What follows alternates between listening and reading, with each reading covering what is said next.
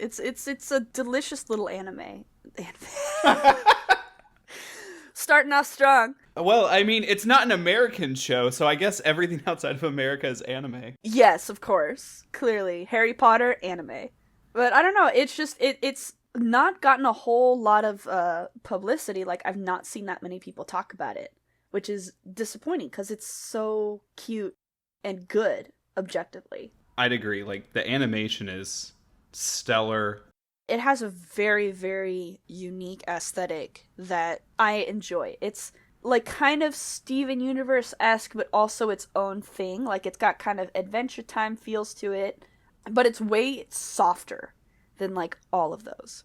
But it's also very stylistically consistent, which is something that I would say even both of those shows haven't always been like as on it as Hilda has been, I would say. I mean, even like just the character models themselves stay very on model. I think part of that is just because they use Toon Boom as the actual thing to produce it, which means they can create a model and a skeleton for it and then move it around a little bit. But you don't even notice they're using that because they do the great thing. I'm sure this has a name in animation, but when the like outlines of a character sort of vibrate a little bit as they move, it's like a much more subtle version of what happens in Ed, Edd and Eddy all the time. Yeah. Where the lines are just always squiggling around. But you'll notice even when just a character's eyes move or when they say a few words, their whole frame sort of has a little bit of movement. And I think that like subtly communicates over and over like that full body expression, even just from little things that they do,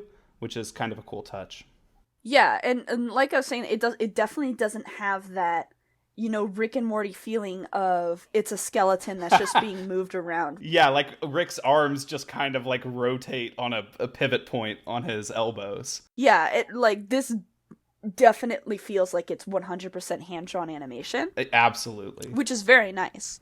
You know, because all those other animation software, like, I don't know how they're handling it, but it looks very, very much like they're just moving a skeleton around. But here, like, this could have been completely done, not quite cell animation, because that has its own look, but it's definitely looks much more professionally made. I feel like, honestly, because I watched, apparently, the animation studio, Mercury Filmworks, who did, they've mostly done, like, Disney stuff, so they did Wander Over Yonder and Star versus the Forces of Evil. You can kind of see the similarity in the aesthetic, but I feel like this is the most mature version of what they've done. Like, both of those shows looked really good, but also had a sort of, like, uniformity to them sometimes that you could kind of feel almost falls in that, like, Flash animation realm, which can still look really good, but there's just something about it. But here, like, yeah, I mean, you can basically, you could think that it was completely inked every frame. You would have no idea. And they just do so many things that look great, like their eyes are gigantic and their pupils are always moving. And the way their pupils move, they kind of like dash across their eyes. Like, even the movement of their pupils has like a stylistic animation to them, which is something that like you can't say about every show, which is what I'm saying. Like, it's so stylistically consistent in every regard. And I just love it about that. Like, I'm watching an episode play on mute right now, and like their mouth movements and their eye movements all have a sort of like I can't remember the name, but it's like a sort of like, have you seen that sort of art tutorial where it's like how to animate in a more stylistic way, where it's like a ball bouncing and you can do it very mathematically, where, you know, like it falls exactly on how gravity works, or you can, what you do is right as the ball is about to bounce up, you pause it as if it's like waiting to jump, and then it jumps again. Right, yeah. And it's a sort of like way of making things move so that it seems more impactful. And I feel like this show has mastered that in that way. Like, everything sort of has that sort of like pause and then go feel to it in that exact way. And also the lines aren't like perfect. No, they have that like OKKO sort of pencil style to them. Yes, they have like a texture to them, which I like a lot. There's a lot of different shows that try to capture the sort of like slice of life, child's life, and, you know, that's pretty common for pretty much any kid's show. But I feel like Hilda really captures actually having that innocence and yet she's so strong-willed and headstrong and, completely freaks out other characters like David and even Frida with her ability to just handle literally anything. It's kind of funny how that gets put against the sort of like scary elements of the show. Like in something like Gravity Falls, you get something that also the viewer is supposed to be afraid of. But here, because you kind of have like Hilda leading the way, nothing is really scary. And so everything just gets to be kind of like beautiful and mysterious instead of just like a jump scare or something. Yeah, I definitely feel like the show is a lot softer and more wholesome in comparison to Gravity Falls. Like, there's never really a situation in which characters are made fun of for being weird or different, which is something I really appreciate. Like, Steven Universe was very good about that. Like, just completely a wholesome show that, never really made fun of anybody. And I really appreciate that in Hilda, too, because if you think in other cartoons, Hilda's friend, the little boy whose name I already immediately forgot, David, he would be like the comedy relief, right? Like, he'd be the one who's been like, oh, you have a bug on you, oh, like, he's like the weird, awkward one that everybody laughs at.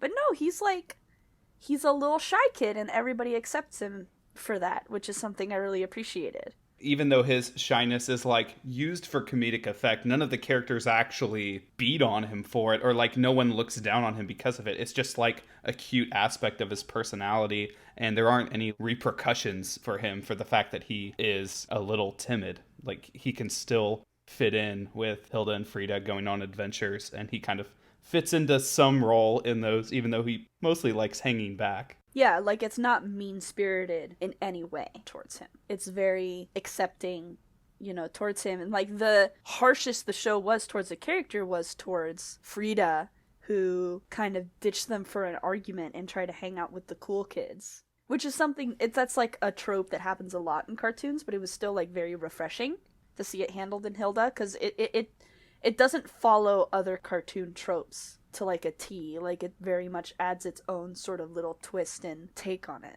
The actual argument that causes Frida to kind of be out of the show for an entire episode is petty in almost like a childlike way. Like, the argument that Frida and Hilda actually have, both of them are kind of a little wrong and are both a little immature about how quickly their anger rises. Like, we also saw Frida just kind of get into a wrestling match with David earlier in the season. But then the way it's resolved is just kind of time passes, and then the next time we see Frida, she's clearly in a really bad friendship with a new teenager, which I also thought was a very specific, like, kid experience of hanging out with someone older than you who actually is a little toxic for you.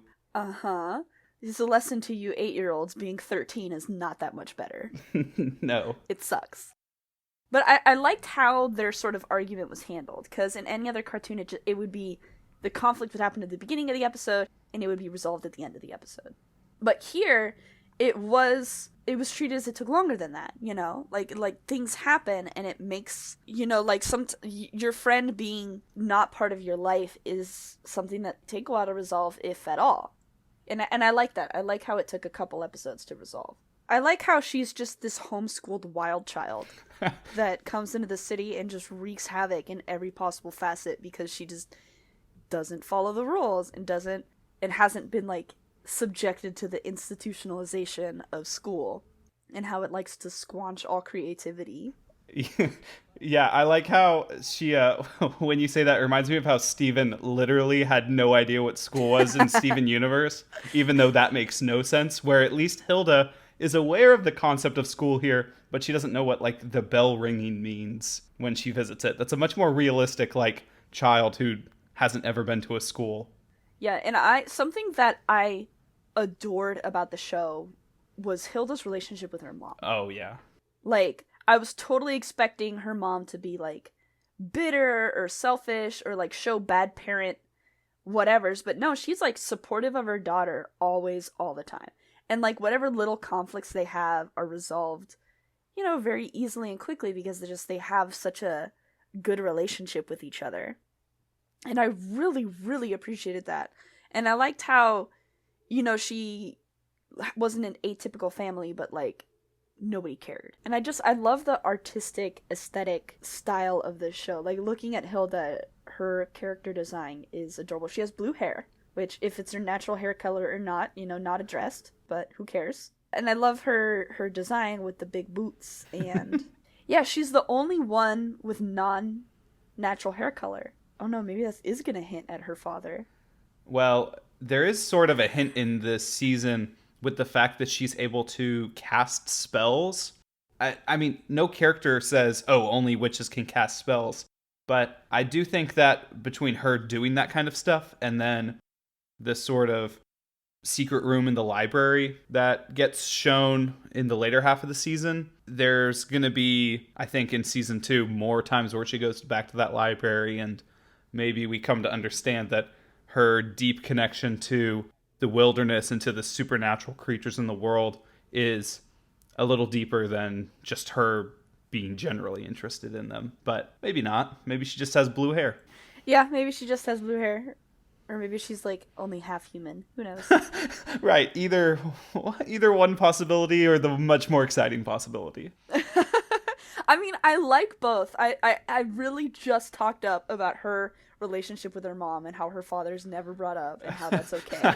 And now I'm just like, ooh, what if her father's not cute? I mean, compared to real life, whenever in a show there's like a single parent, we so frequently think, well, okay, there's going to be a story reason for this, or there's going to be lore implications. So now I'm just anticipating finding out about, where's the other parent, which is like totally not what you should do or be thinking about in real life, but you always do it when you're watching a show. Maybe like her other parent is non-human, but like he's also kind of a scumbag, and so it's okay that she just lives with her mom. Right. I mean, yeah. There's only so many routes that these types of stories usually go. Like either it was a tragic death or he's a scumbag, because otherwise if he's not a scumbag and he's not dead, why else is he out of the picture? Well, maybe he just doesn't know he has a daughter or doesn't care. Yeah. That's sad. Or not. I don't know. Or not. Who knows? Maybe she's adopted. Yeah, she could have 2 other parents that are just somewhere else in the world and both have blue hair. Joanna just found her in the middle of the woods, and it's like, okay, I'll take it. Whoa, that is a bold theory that I kind of like. I like it too, like some Moses, let down the river lore. Yeah, I was kind of like skimming over the summaries of the comics, being like, oh no, is all this stuff going to be answered? And we're just pulling stuff out of our butts on, where this story's going to go. But it looks like it's not. It looks like in the comics so far, it's just been fun adventures. Yeah, and the like first 2 episodes and the last 2 episodes of this season were based on the graphic novels, but then all the middle parts were just obviously elements and characters were borrowed from it, but the stories were original. It'll be interesting to see if this takes a like Game of Thrones path and seriously diverges from the source material in season 2, or if they'll somehow go hand in hand. Hey, I mean, if Hilda gets a dragon, I will be thrilled. Well, Hilda's voice actress is actually, apparently, I haven't watched Game of Thrones, but she plays someone in it. She played the little lady. Like there was the one. I don't care about Game of Thrones. I cared about Game of Thrones at one time, and then I stopped because it was bad. You're not alone. But there was the one house that was like, she was the heiress, but she was like 10. That's all I remember. Next up, our Game of Thrones podcast.